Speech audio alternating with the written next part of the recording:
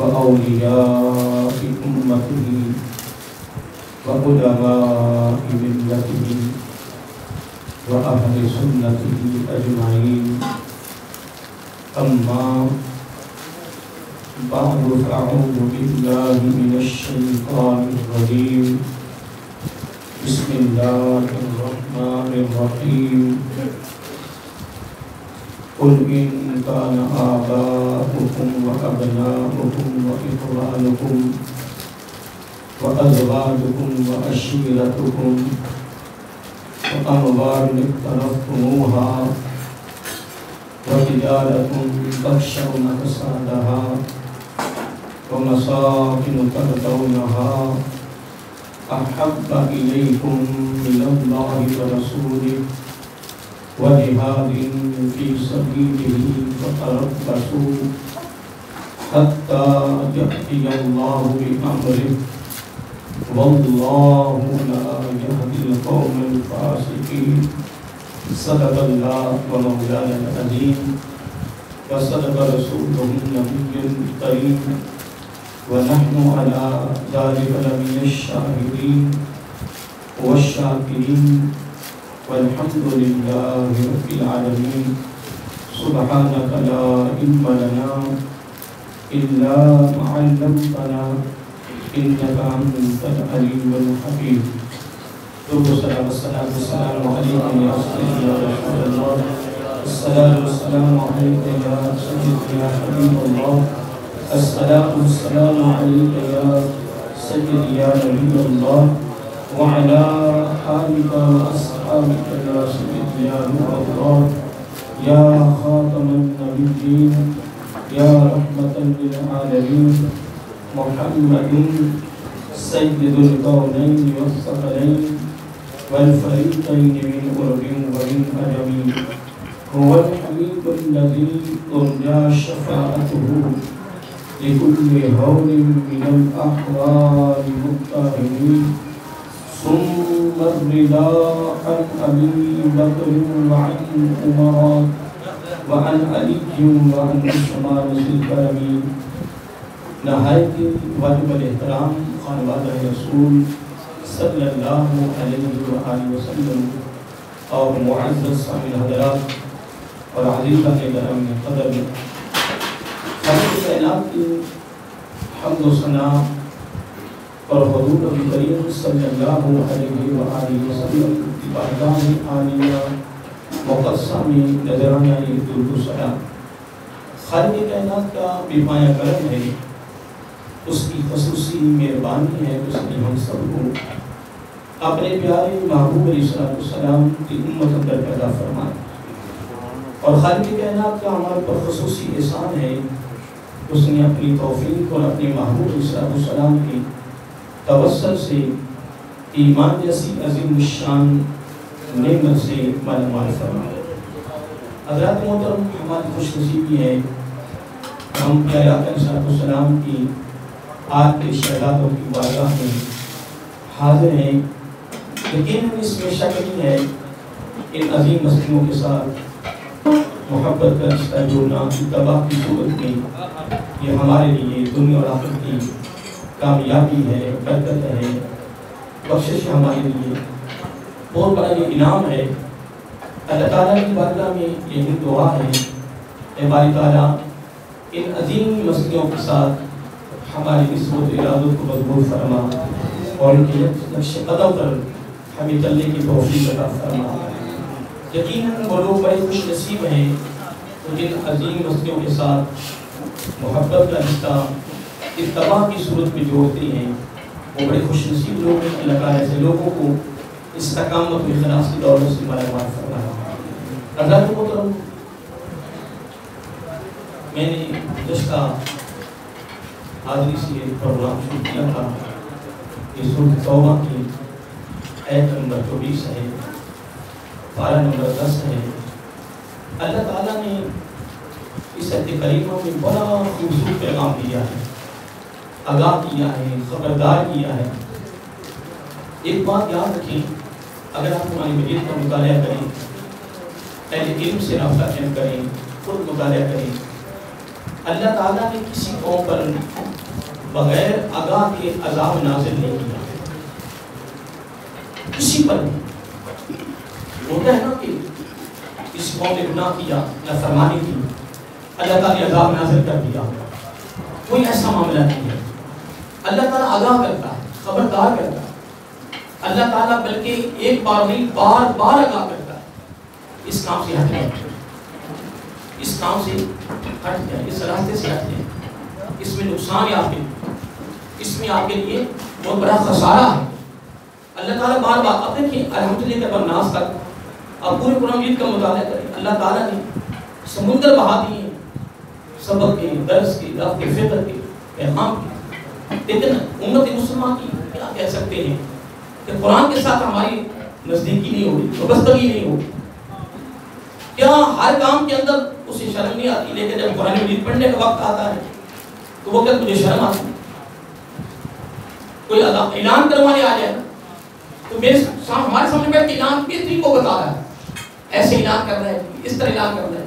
اگر کہہ دیا جائے جناب وہ اسپیکر کھول دیتی لا نہیں، میں نے ہمیں کبھی کیا نہیں، میں تو یار آج ہی کریں گے تو یہ جھاکا ختم ہو جائے گا نا، کرنے سے ہوگا نا، پریکٹیکل کریں گے تو کریں گے۔ غلط محترم میں یہ نہیں کہتا کہ آپ ہاتھ کھڑا کریں کہ آپ میں کون کون قرآن پڑھا کون نہیں پڑھا ہوا، میری کیا ضرورت ہے، میرا کی مجال میں آپ کو ہاتھ کھڑے کرواؤں، لیکن آپ جو قرآن نہیں پڑھوں گے پتہ ہے میں قرآن نہیں پڑھا ہوں۔ مجھے یہ بتاؤ کہ اللہ تعالیٰ کے کلام سے بڑھ کے آدمی کائنات میں کوئی کلام ہے یار وہ کتنا خوش نصیب شخص ہے کہ جو اللہ تعالیٰ کے کلام کو پڑھ رہا، اللہ تعالیٰ کے کلام کے ساتھ محبت کر رہا، اللہ تعالیٰ کے کلام کے ساتھ وابستہ ہے۔ دوستو یہ بات نہیں ہے، شروع کریں۔ حدیث پاک میں آتا ہے، کئی مرتبہ میں نے بیان کیا ہے کہ میرا آقا علیہ السلام نے فرمایا جہاں کوئی نہیں ہوگا وہاں اللہ تعالیٰ کا کلام میرے پاس ہوگا۔ یعنی اس سے بڑی بھی کوئی نعمت ہے، اس سے بڑا بھی کوئی تحفہ ہے، اس پر بڑی تفصیل باتیں ہیں۔ قرآن کو مطالعہ کر کے دیکھیں، حدیثوں کو مطالعہ کر کے دیکھیں، علم سے پوچھیں۔ اس لیے دوستو میں تو آج ہی کیا کروں گا کہ جو قرآن کی نہیں پڑھے ہوئے وہ قرآن کے قریب آئیں، یا صرف تھوڑا تصور پائیں کہ کلام کس کا ہے، صرف تھوڑا سا خیال کر لیں کہ کلام کس کا ہے۔ کلام الہیہ ہے، اللہ تعالیٰ کا کلام ہے۔ میں قربان جائے، حدیث پاک میں آتا ہے، میں نے آقا علیہ السلام کا خود عمل پڑھا ہے کہ آقا علیہ السلام نے قرآن کی بڑی تلاوت فرمائی، بڑا قرآن پڑھا، صحابہ کرام نے بڑا قرآن پڑھا، بڑا قرآن کے ساتھ پیار کیا۔ امام اعظم ابو حنیفہ علیہ رحمہ جو ہمارے حنفیوں کے امام فقہ حنفی کے بانی ہیں، میں ان کے بارے میں پڑھ رہا تھا کہ آپ صرف ایک رمضان شریف کے مہینے میں 61 قرآن ہی پڑھتے تھے۔ کتنے؟ 61۔ ایک قرآن صبح ختم کرتے، ایک رات کو ختم کرتے اور ایک صلاۃ التراویح میں مکمل کرتے، ایک مہینے میں۔ پھر اس کے علاوہ اور بھی لوازمات تھے، بڑے لوازمات، لیکن قربان جائے ایک بات ذہن میں نشین کر لیں، میرے آقا علیہ السلام نے فرمایا کہ اللہ تعالیٰ کے کلام کی تلاوت سے بڑھ کے کوئی عبادت ہی نہیں ہے۔ اور مجھے بہت یاد آ رہی کہ امام احمد بن حنبل رحمۃ اللہ تعالیٰ ان کو خواب میں اللہ تعالیٰ کا دیدار ہوتا، کیا اللہ تعالیٰ کا، جس کو اللہ تعالیٰ کا دیدار ہونے کا کمال نہیں، تو پھر اللہ تعالیٰ کا دیدار ہونے کے بعد یہ تو اس سے بڑا بھی کوئی نام ہے تو پھر پوچھ رہے ہیں، لیکن آپ نہیں پوچھ رہے، ہمارے نہیں پوچھ رہے۔ امام صاحب کہتے ہیں باری تعالیٰ تیرے قریب ہونے کا ذریعہ کیا ہے؟ تیرے جب اللہ تعالیٰ کا دیدار ہو گیا امام صاحب کو تو اس سے بڑھ کے کیا قربت ہو سکتی ہے؟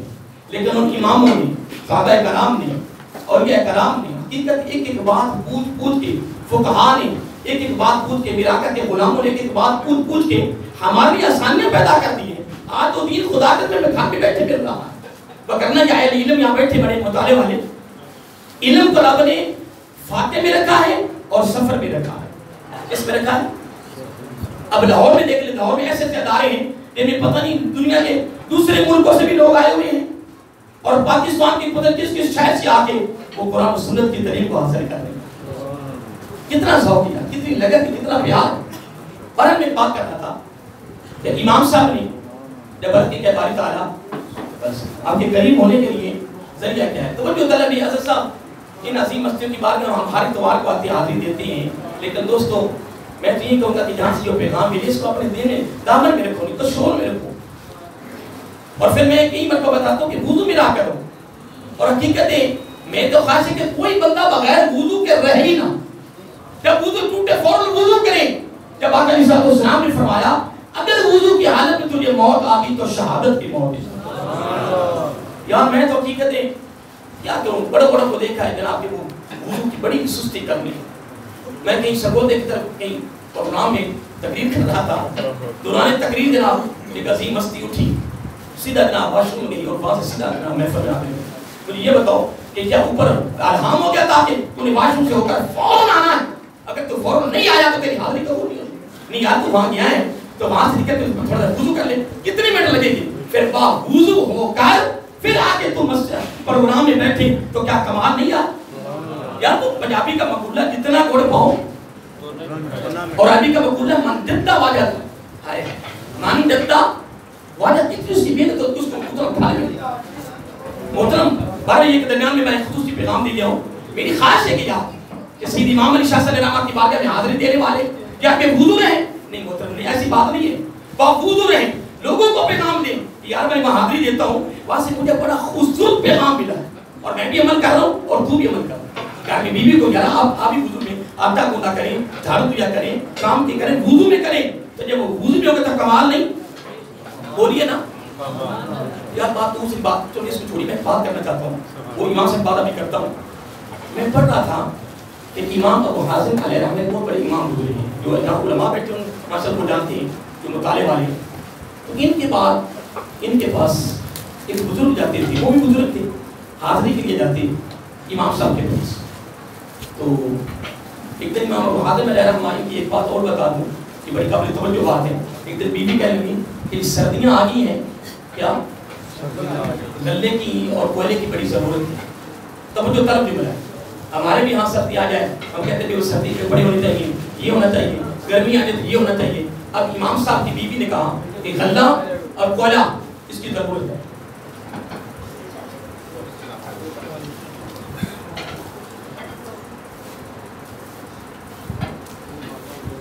تو میں عرض کر رہا تھا، لیکن امام صاحب نے بیوی کو آگے پتا کیا جواب دیا، یہ بڑی قابل توجہ بات سننے والی ہے۔ بیوی نے کیا کہا وہ آپ نے سن لیا، اور آگے سے امام صاحب نے اپنی شریکہ حیات کو بڑا خوبصورت جواب دیا، فرمایا ہاں اس کے بغیر زندگی گزارنا ممکن ہے، اگر یہ چیزیں ہمارے پاس نہیں ہوگی تو ہماری زندگی گزر سکتی ہے، لیکن ایک بات یاد رکھ یہ ناممکن ہے، یہ ہونا ہے، یہ ہونا کیا، مرنا بھی ہے، مرنے کے بعد زندہ بھی ہونا ہے، نمبر 3 رب کے دربار میں کھڑے بھی ہونا ہے، پوری زندگی کا جواب بھی دینا ہے، پھر اس کے بعد پھر جنت اور دوزخ کا فیصلہ بھی ہے کہ کس طرف جاتی ہے۔ اے میری بیوی اس کے بغیر گزارا نہیں ہے، یہ ہونا ہے، اس کی تیاری میں لگے، اس کے تیاری، ہاں اس کے بغیر گزارا ہے۔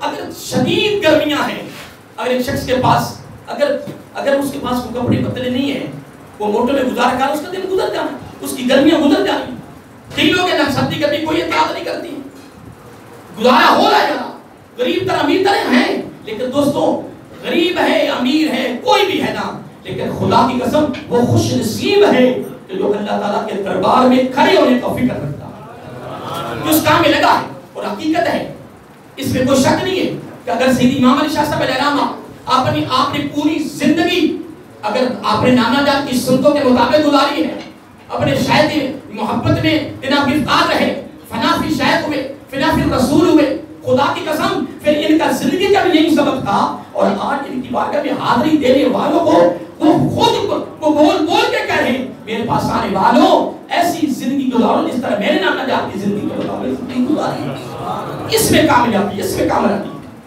بین الاقوامی سطح پہ دیکھیں امت مسلمہ کا حال کیا ہوا۔ تو میں ایک بات کر رہا تھا، اللہ اکبر، کہ یہ بزرگ ان کے پاس جاتے تو بڑی محبت میں، بڑی عقیدت میں، تو ایک دن انہوں نے ایک روٹی کا ٹکڑا دے دیا، روٹی کا ٹکڑا دے دیا۔ میں وہ باتیں کر رہا تھا کہ ہمیں قدر نہیں رہی، ہم توجہ نہیں کرتے ہیں۔ دیکھو نا میں نے قیمت پکڑ ہم جب باہر نکلیں گے، جب ہم باہر نکلیں گے تو ہم کوئی احتیاط نہیں کریں گے کہ ہم نے جوتا کیسے پہننا ہے، تو کیا حاضری کا کیا ہماری حاضری ہو رہی ہے؟ ہم باہر نکلیں گے کوئی احتیاط نہیں جناب کہ ہم نے جوتا کیسے پہننا ہے. جوتا آپ نے بھی پہننا ہے, جوتا میں نے بھی پہننا ہے. کمال تو یہ ہے کہ جوتا پہنتے وقت اگر تو یہ دیکھ لے کہ میرے آقا کی ادا کیا ہے. اور یہی حاضری کا کمال مقصد ہے محترم. جب تو نے دایاں پاؤں پہلے ڈالنا ہے نا, دایاں پاؤں پہلے, تو تیرے اس وقت کا نامہ اعمال میں 100 شکوں کا ثواب لے گیا. یہ اصل میں ہمیں ان عظیم ہستیوں سے بارگاہ سے یہی تحفے ملتے ہیں, یہی ہدایت ملتی ہے, یہی سبق ملتا ہے. اب سنیے, جب ان کی بارگاہ میں ہو گئے, جاتے رہتے تھے, بڑی ان کو عقیدت تھی امام صاحب کے پاس. ایک دن امام صاحب نے محبت میں پیار میں نا آپ کی طرف سے روٹی کھا رہے تھے, کھانا کھا رہے تھے, تو روٹی کا ٹکڑا اتار کر دیا. جب روٹی ٹکڑا دیا تو انہوں نے بڑی محبت میں, بڑے پیار میں, عقیدت میں رکھ لیا اور دھر لیا ہے. اب وہ سوچتے کہ اس ٹکڑے کو کیسے استعمال کروں, کوئی بے ادبی نہ ہو جائے, کوئی بے ادبی نہ ہو جائے. نبی پاک سے نہیں ٹکڑا ملا, صحابہ کرام سے نہیں ملا, ایک امام صاحب ملا ہے, لیکن ان کے دامن ان کی محبت تھی, پیار تھا, عقیدت تھی, ایک تعلق تھا. کہ میں ایک بہت بڑے امام کی بارگاہ میں گیا ہوں, بڑے امام نے مجھے روٹی کا ٹکڑا محبت میں دیا ہے. پھر محبت میں لے آئے, گھر میں رکھا, سوچتے تھے کہ میں اس سے استعمال کروں, کوئی بے ادبی کو گستاخی نہ ہو جائے, کوئی بے ادبی نہ ہو جائے, لیکن قربان جائیں. پھر انہوں نے 3 اس کے حصے کر دیے. کتنے 3 حصے کیے, اور ایک دن اپنی بیوی کو اپنے پاس بلایا, فرمایا کہ ایک ٹکڑا آج ہم محبت میں باوضو ہو کے ہم نے کھانا. کیا ایک دن بھی کھا سکتے, چھوٹا سا ٹکڑا تھا. کہ لگے نہیں چلو جتنی دیر ٹکڑا ہمارے گھر میں رہے گا اور برکت ہے. ایک حصہ ایک دن کھایا, دوسرا حصہ دوسرے دن کھایا, تیسرا حصہ تیسرے دن کھایا. خامہ بیوی کے ماشاءاللہ ملاقات پر رب کا کرم ہوا کہ ٹکڑے کے ساتھ عقیدت, محبت, عشق رکھنے والے, ادب کو ملوث خاطر رکھنے والے, ٹکڑا کھایا, ملاقات ہوئی, اللہ تعالیٰ نے وہ بیٹا دیا جس کا نام رکھا عمر. پھر وہ بعد میں عمر بن عبد العزیز بنے. تو پھر آپ ماشاءاللہ جو عامی سے مطالعے والے ہیں, پڑھو نا عمر بن عبد العزیز علیہ رحمہ کے بارے پڑھو نا, کیا مقام تھا یار, کیسی زندگی بسر کی, خدا کی عزت کی قسم, کس طرح خدا کے میرے آقا کی اداؤں کو ادا. ان کے دل میں اتنا ادب تھا, مدینہ المنورہ مکہ المکرمہ ان کی حکومت میں تھی. بڑے ساتھیوں نے کہا کہ روزہ پاک کے اندر جگہ ہے, اپنی قبر کی جگہ بنے, آپ کے پاس اختیار بھی ہے. تو حضرت عمر بن عبد العزیز علیہ رحمہ کے آنکھوں میں آنسو آ جاتے, میں نے پڑھا ہے, آنسو آ جاتے, رو پڑتے اور آہستہ آہستہ کہتے اتنی بڑی بے ادبی میں کروں, میرے کیا ضرورت ہے کہ نبی پاک کے کریم اپنی قبر پر ماروں. کتنی عقیدت تھی, کتنا ان کے دل میں پیار اور محبت تھی. لیکن دوستوں جب یہ عقیدت بڑھتی ہے, جب محبت بڑھتی ہے, جب ادب بڑھتا ہے, جب تعظیم و توقیر بڑھتی ہے, تو پھر اللہ تعالیٰ کی طرف سے کمی نہیں آتی. اللہ تعالیٰ اس کے دامن کو پھر برکتوں سے بھر دیتا, برکتوں سے بھرتا ہے. تو امام صاحب نے جب اللہ تعالیٰ کی بات کر دیا کہ بھائی تعالیٰ تیرے قریب ہونے کا بہترین ذریعہ کیا ہے, تو اللہ تعالیٰ پتہ جواب کیا دیا, فرمایا کثرت سے میرے کلام کی تلاوت کرنے والا میرے قریب ہو جاتا. کثرت سے. آپ نے سن لیا, بولیے نا, بالکل جو قرآن آپ نے نہیں پڑھے, قرآن شروع نہیں کرتا, بالکل قرآن ہی شروع کرنا جناب, کہیں کورونا دوبارہ نہ آ جائے, کہ تباہی نہ ہو جائے, کہ بربادی نہ ہو جائے. قرآن بھی پڑھنے سے معاذ اللہ سننا معاذ اللہ. اللہ کے بندوں کیا ہو گیا, تو کاروبار کر رہا ہے, تو نوکریاں کر رہا ہے, تو دن رات ایک ہی تیرا مشن ہے کہ واسطے راتوں رات پوری دنیا کا مالک میں بن جاؤں. حضرت صاحب کو کھروا بھی تو کما لینا, چادریں 2 ہی ہیں تیرے پاس انشاءاللہ, چادریں 2 ہی ہیں, چادریں 2 چادروں کے علاوہ کچھ نہیں ملتا. اس لیے میرے امام صاحب نے بڑی پیاری بات فرمائی ہے, کتنی کمال بات فرمائی. یار یہ سننے کے لیے نہیں ہے دوستوں, اگر ان عظیم ہستیوں کی بارگاہ میں حاضری کے لیے آئے ہو, یہاں سے یہ تمہیں خوبصورت پیغام کا دامن میں رکھو. کتنا خوبصورت پیغام ان کا یار, انہی کے باوجداد کا وہ فرمان ہے. حضور غوث اعظم علیہ رحمہ جو حسین حسین سید ہے, کتنا خوبصورت فرمان ہے کہ لوگوں کی عمریں بسر ہو گئی مکانوں کے بنانے میں, عمریں بسر ہو گئی مکانوں کے بنانے میں. لیکن آگے پیارا کیا فرماتی ہیں, سیسا فرماتی ہیں خود نہ بسے بس آپ کوئی اور حساب دے گا تو. آؤ دوستوں, میں تو یہی کہوں گا کہ جو رب نے جواب دیا امام صاحب کو نا, بس اس جواب پہ آج تہیا کر لو, میں بھی تہیا کروں, تم بھی تہیا کرو کہ ہم نے پوری زندگی رب کے کلام کے ساتھ جڑ جانا. بس ہو جائے تہیا کر کے اٹھو یہاں سے کہ ہم نے قرآن شروع کرنا ہے. اور میں نے یہ حدیث بیان کی ہے, آقا علیہ السلام نے فرمایا اگر کوئی قرآن شروع کرے اور وہ نہ پڑھ سکے لیکن پڑھتا پڑھتا مر جائے, قبر میں فرشتے کی ڈیوٹی لے جائے گا, اس طرح قرآن پڑھائے گا جس طرح قاری قرآن پڑھتے ہیں، اور قیامت کو قرآن خوبصورت پڑھنے والوں کے صف کے اندر کھڑا ہو۔ دوستوں تہیہ کرو، ارادہ کرو۔ اگلی ایک اور بات سن لیں، امام صاحب پھر عرض کر دیا باری تعالیٰ، کیا تیرے قرآن کو سمجھ کر پڑھنے یا بغیر سمجھ کے پڑھنے تو اس میں فرق ہے؟ کس طرح پڑھے؟ رب نے بھی کمال کر دیا، رب نے فرمایا میرے پیارے امن حنبل، میرا بندہ جس رنگ میں پڑھے، ہائے ہائے، وہ سمجھ کے پڑھنا ہے، وہ بغیر سمجھ کے پڑھنے کو جب تلاوت ہوتی ہے تو سب کو ترجمہ آتا، تو جب وہ تلاوت خصوص کرتا تو لوگ کیا کہتے ہیں؟ نہیں، وہ بولنا نہیں آپ نے بالکل، کیا کہتے ہیں؟ سبحان اللہ۔ کیوں کہتے ہیں؟ اللہ کا کلام ہے نا، اللہ کے کلام کہتے ہیں سبحان اللہ، بات سمجھ میں آئی نہیں ہے، لیکن یہ سمجھنے کہ رب کا کلام ہے کہتے ہیں سبحان اللہ، تو کیا پتا کہ تیرے سبحان اللہ رب کو پسند آ جائے۔ اس لیے دوستو آؤ، رب فرماتا ہے وہ سمجھ کے بغیر، وہ سمجھ کے پڑھے یا بغیر، بس وہ پڑھتا رہے، جتنا وہ زیادہ پڑھتا جائے گا وہ میرے قریب ہوتا جائے گا، وہ میرے قریب ہوتا ہے۔ اس لیے دوستو میں یہ قرآن کی آیت پڑھی تھی، اس لیے پھر میں کافی آگے چلا گیا۔ اس آیت کریمہ میں رب نے بہت بڑا پیغام دیا دوستو۔ میں حقیقتیں کبھی سوچتا ہوں کہ میرے پاس اتنا علم نہیں ہے، انداز نہیں ہے، الفاظ نہیں ہے، میں اس کو کتنا کھولوں۔ رب نے اس آیت کریمہ میں بڑی کمال بات کی ہے، بڑا پیارا پیغام دیا ہے۔ پھر رب نے یہاں 8 چیزوں کا ذکر کیا ہے، کتنی؟ 8 چیزوں کا، 5 میں خونی رشتے ہیں اور 3 کا تعلق دنیا کے ساتھ۔ اللہ تعالیٰ فرمایا کل اے محبوب صلی اللہ علیہ وسلم فرما دیجیے اپنی میٹھی میٹھی زبان سے، آگے لفظ ہے ان، اگر کانا ہے، اگر ہے، رب نے پہلے فرما دیا اگر ہے کیا؟ آباؤکم، تمہارے بابا اجداد، جس میں والدین ہیں، جس میں والدین ہیں، آگے فرما ابناؤکم، تمہاری اولاد، بیٹیاں بیٹی اس میں آتی ہیں، وَأَخْوَانُكُمْ، اس میں بہن بھائی آ گئے، وَأَزْوَاجُكُمْ، بیویاں آ گئی، وَعَشِيرَتُكُمْ، رشتہ دار آ گئے۔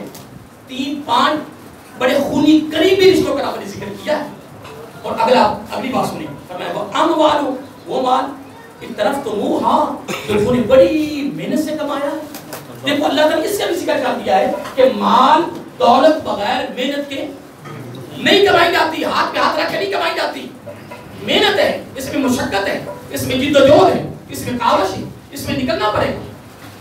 تب اللہ کی جہاد فینا، اللہ تعالیٰ فرماتا تو جہاد کرنا، محنت کر، میں تمہیں عطا کروں۔ کتنے رشتے ہو گئے؟ نہیں، میں نے کہا کتنے رشتے رب نے بیان کیے؟ 5۔ کتنے؟ تو آگے چھٹی بات کون سے کی کہ وہ مال جو تو نے بڑی محنت سے کمایا ہے۔ اور اتنی بات کرنے کے بعد آگے سنو، فرمایا تجارت، وہ تجارت تخشون، جس کا ہر وقت تیرے دامن میں کھٹتا ہی رہتا ہے، ڈر رہتا ہے۔ دیکھو اللہ تعالیٰ نے کوئی بات چھوڑی نہیں، اگر یہ معاملہ بندوں میں ہے تو رب نے بیان کیا نا، فرمایا تجارت، وہ تیری تجارت، وہ تیرا کاروبار، تخشونا، جو ہر وقت تو ڈرتا ہی رہتا ہے، دل کو بھی ڈر، رات کو بھی ڈر، رات کو سوتے کو ڈر، کس چیز کا؟ کسادہا، کہیں گھاٹا نہ پڑ جائے۔ اور تیری سوچ کتنی ہے، کہیں نقصان نہ ہو جائے۔ رب کہتا ہے اتنی تیری سوچ کہ تو تجارت کرنا اور سوچتا ہے کہ گھاٹا نہ ہو جائے، نقصان نہ ہو جائے۔ اتنی بات کرنے کے بعد رب نے پھر اگلی 8ویں بات بھی کر دی، وَمَسَاكِنَ، وہ مکان، وہ تیرا مسکن، وہ تیری سکونت، وہ رہنے والی جگہ جو تو نے بڑی پیاری محبت میں بنائی ہے۔ کی لوگ ملتے نا کیسا، یہ لکڑی میں نا بجلی سے بنا ہے، یہ میرا پتھر جو ہے نا یہ میرا برطانیہ سے ہے، یہ جو میں نے فلش لگایا نا یہ جناب فلاں ملک سے ہے۔ کتنی کوٹیاں جناب ہے جناب، اللہ معاف کرے، میں سے امام شاہ صاحب کی بارگاہ میں بیان کرتے میں یہ نہیں کرے کہ نہ کماؤ، دن رات کماؤ، دن رات اربوں خربوں کماؤ، لیکن آج ایک پیغام دامن میں رکھ لو، اس کے آنے پہ بھی کڑی نگاہ رکھنا، اس کے جانے میں بھی کڑی نگاہ رکھنا۔ اور تیسری نگاہ بڑی کڑی ہے کہ یہ مال رب کی بارگاہ میں جھکنے میں رکاوٹ تو نہیں، اگر وہ رکاوٹ ہے تو وہ وبال ہے، وہ وبال ہے، وہ تیرے لیے نقصان ہے۔ اگر وہ جھکنے میں رکاوٹ نہیں ہے تو وہ وبال نہیں ہے۔ نہیں، مجھے یہ دربار شریف کا جو بل آتا ہے گورنمنٹ معاف کر دیتی؟ نہیں۔ مساجد کی جو بل آتے معاف ہو جاتی؟ نہیں۔ مدارس میں قرآن سنت پیار ہے کیا حکومت والوں کو نہیں، قرآن سنت ساتھ پیار، تو وہ بل معاف ہے؟ اگر پورے پاکستان کی مسجدوں کے اگر بل ختم بھی ہو جائیں تو آٹے میں نمک کے برابر فرق آئے گا؟ بڑوں بڑوں کے اگر بل معاف نہیں سکتے تو مسجدوں کے بل کھائی پیتے جا رہے ہیں مرگڑی جاؤ، میں کہہ رہا ہوں انشاءاللہ رگڑو دن رات کوئی بات انشاءاللہ ان قریب چادریں دھوئی ہیں، جب تمہیں تختے پہ لٹایا جائے گا نا تو تیرے کان کے ساتھ لگ لگا تجھے لگا آج بتاؤ خوش ہے تو میں مطلب یہ ابھی بات کر کے نا ایک پیغام دینا چاہتا ہوں. اگر یہ حالت تیری بھی ہونی ہے, یہ حالت میری بھی ہونی ہے کہ ہم نہ ٹانگ لا سکیں نہ بازو لا سکیں, تو پھر ان عظیم وقتوں کی بات سے یہ پیغام لے کے جاؤ, تکبر ختم کر دو, میں ختم کر دو, بڑیائی ختم کر دو, چیزیں ختم کرو یار, پھر پیار کرو, پھر ہمدردی کرو, پھر محبت کرو, پھر پیار کرو, حسن اخلاق پیش کرو, چہرے پہ جناب مسکراہٹ آئے, پھر ہر بندے کو سلام کرو, غریب امیر کی کوئی تمیز نہ رکھو, آؤ پھر نکلو اس میدان میں, وراثت کی ادا کو ادا کرو. خدا قسم یہی سیدی امام علی شاہ صاحب کا پیغام تھا, اور وہ پیغام دیتے دیتے دنیا سے چلے گئے, اور یہی پیغام آج ہمیں مل رہا ہے. تو آئیے دوستو میں اینڈ کرنے لگا ہوں. اتنی باتیں کرنے کے بعد رب نے فرمایا 8 چیزیں بیان کی. کتنی؟ سارے بولیے 8 چیزیں بیان کی. فرمایا اگر یہ 8 چیزوں کی محبت, فرمایا احب لفظ احب الیکم, اگر تیرے نزدیک ان کی محبت ہے زیادہ. جملے پہ غور کر, رب کتنا خوبصورت پیغام دے رہا ہے. فرمایا احب الیکم, اگر ان 8 کی محبت تیرے نزدیک اگر زیادہ ہے, اے باری تعالیٰ کس سے؟ فرمایا من اللہ, اللہ تعالیٰ کی ذات سے, ورسول ہی, اس کے رسول صلی اللہ علیہ وآلہ وسلم سے, وجہاد فی سبیل ہی, اس کی راہ میں جہاد کرنے, اگر ان تینوں سے ان کی محبت زیادہ ہے, پھر آپ نے چیلنج کر دیا. فرمایا پھر کیا ہے؟ فرمایا فتربصوا, پھر انتظار کرو. اللہ اکبر. جو فرما رہے کہ ساتھ ہے, سارے بولیے یہ سچ ہے نا, یہ سچ, یہ محترم, یہ برحق ہے, اس میں کوئی شک نہیں. فرمایا فتربصوا, بس پھر انتظار کرو, حتی یہاں تک کہ یاتی اللہ, ان قریب آنے والا اللہ تعالیٰ کا حکم, بامر ہی, اس کا حکم. اگلی بات میں بعد میں کروں گا کیونکہ ٹائم ہو چکا ہے, بس ایک چھوٹی سی بات میں رسول برکت شامل کرنا چاہتا ہوں, بڑی محبت اور اس بات میں اینڈ کرتا ہوں.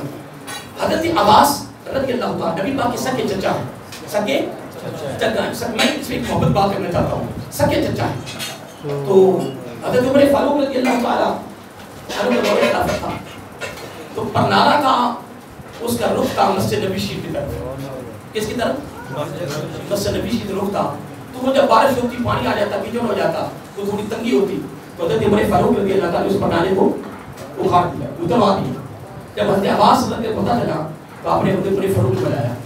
فرمایا عمر رضی اللہ تعالیٰ امیر المومنین, پتہ ہے یہ پرنارا کس نے لگایا؟ تو کس نے لگایا؟